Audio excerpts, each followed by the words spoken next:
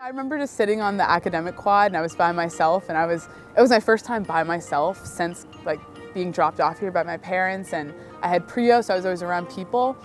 And I had a moment where I was kind of like panicked. I was like on this empty space and I was like, oh, I'm really kind of on my own, which was absolutely not true. There were tons of people, and it was actually really funny. A friend of mine, Denzel, walked up to me and he was like, hey, like, how you doing? What's going on? And in that moment, it sounds kind of dramatic, but I was like, oh, I'm gonna be okay. So I never thought I'd study engineering, ever. I didn't think about it until I came to Tufts. And I knew I'd definitely do something in the environmental field. I was an ambassador for the Jane Goodall Institute for 6 years when I was younger. So environmental conservation, activism, justice, that was important to me. And I didn't know how it would come together. In my freshman year, someone told me to consider engineering, and I was like, absolutely not, that's not a space for me. But I really decided to put myself out there and transferred into the School of Engineering.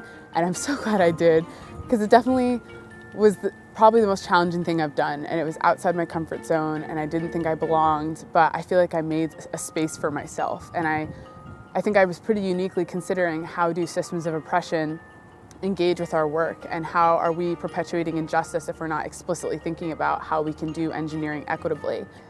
At least to my knowledge, I think I'm going to be the first engineer in my family, and that's been really exciting. But I come from a long line of people that, even if they didn't have the formal title of engineer or like urban planner or things, they've been building community and they've been making space for marginalized people and making sure that the needs of those often neglected are being taken care of. So this feels unique in some ways, but it also doesn't. I feel like I'm walking in this path that's been kind of carved out for me in a way, but is also new. So it's a balancing of like, I feel like, again, I'm standing on the shoulders of those that came before me, but I'm also really following in their footsteps in a way and just doing it a little differently, or like bringing what I think I can, my skills and tools that I've gained here to that really like generations long journey of trying to achieve greater wellness and better treatment for members of my community. I feel like I'm finally in classes and doing the kind of work I've always dreamed of the past 3 years of applying engineering how I really want to.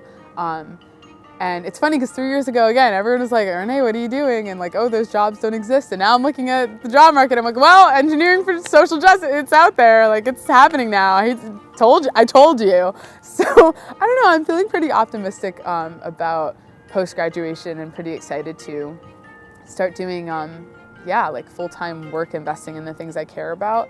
But I'm also feeling like, whoa, this is the last time I'll have like, a 5-minute walk to my best friend's house. This is the last time we'll all kind of be together. And yeah, there's a privilege in being a part of an academic community like this that I'm hoping I'm not taking for granted, and I'm hoping I'm making the most of it while I'm still here.